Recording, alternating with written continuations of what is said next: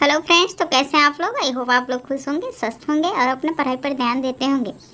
बच्चों, हमारे देश को स्वतंत्र कराने में हमारे राष्ट्रपिता महात्मा गांधी जी का अभूतपूर्व योगदान रहा है।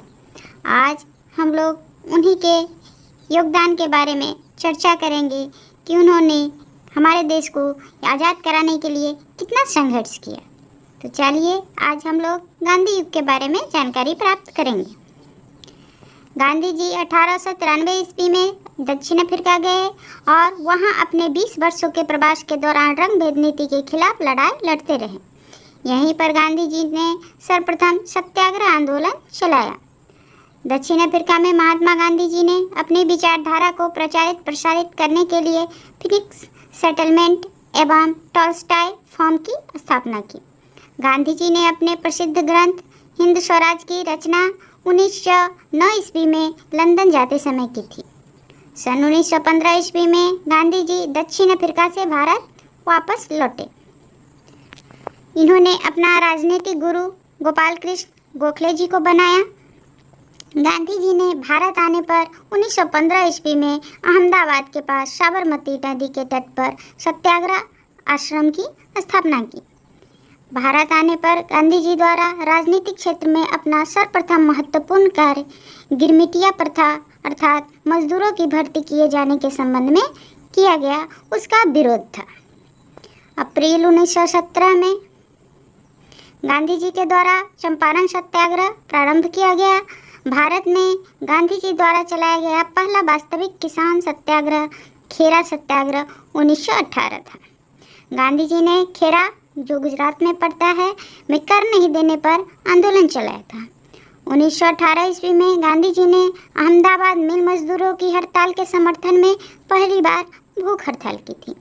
अहमदाबाद के मिल मजदूरों एवं मिल मालिकों के बीच प्लेग बोनस को लेकर विवाद प्रारंभ हुआ था और मजदूर हड़ताल पर चले गए थे। इसके बाद गांधी जी द्वारा स्थापित हरिजन सेवक संघ के संस्थापक अध्यक्ष घनश्याम दास बिरला थे। 1 अगस्त 1920 को गांधी जी द्वारा असहयोग आंदोलन की शुरुआत की गई। 1 दिसंबर 1920 में नागपुर अधिवेशन में कांग्रेस ने असहयोग आंदोलन की पुष्टि कर दी थी।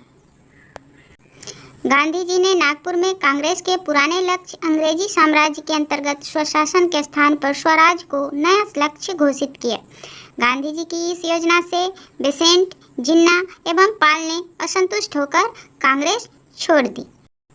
हमारे राष्ट्रपिता महात्मा गांधी ने अंग्रेजों के शासन से क्षुब्ध होकर के कैसरे हिंद की जो उपाधि थी उसे वापस कर दी।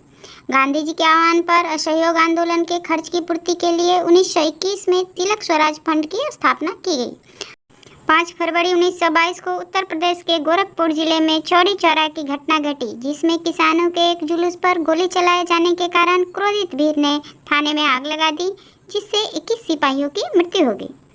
चौरी चौरा कांड से क्षुब्ध होकर 12 फरवरी 1922 को गांधी जी द्वारा असहयोग आंदोलन को समाप्त करने की घोषणा की गई। 13 मार्च 1922 को गांधी जी को गिरफ्तार कर लिया गया। न्यायाधीश ब्रूमफील्ड ने गांधी जी को असंतोष भड़काने के अपराध में 6 वर्ष की कैद की सजा सुनाई, लेकिन स्वास्थ्य संबंधी समस्या हो जाने के कारण उनको 5 फरवरी 1924 को रिहा कर दिया गया। जून 1922 में कांग्रेस द्वारा शबने अवज्ञा जांच समिति का गठन हकीम अजमल खां की अध्यक्षता में किया गया।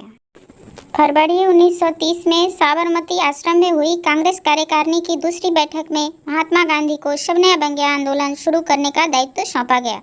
महात्मा गांधी जी के द्वारा 12 मार्च 1930 को अपने 78 समर्थकों के साथ साबरमती आश्रम से 385 किलोमीटर दूर स्थित दांडी के लिए प्रस्थान किया गया।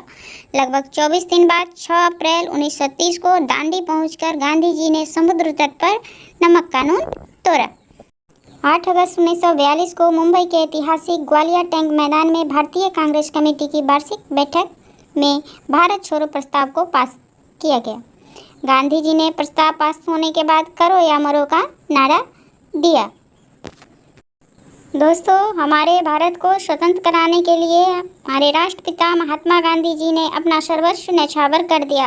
उन्होंने अपना तन मन धन सब कुछ समर्पित कर दिया ताकि हमारा देश स्वतंत्र हो जाए और हमारे देश के सभी नागरिक स्वच्छंद रूप से अपना जीवन यापन करें।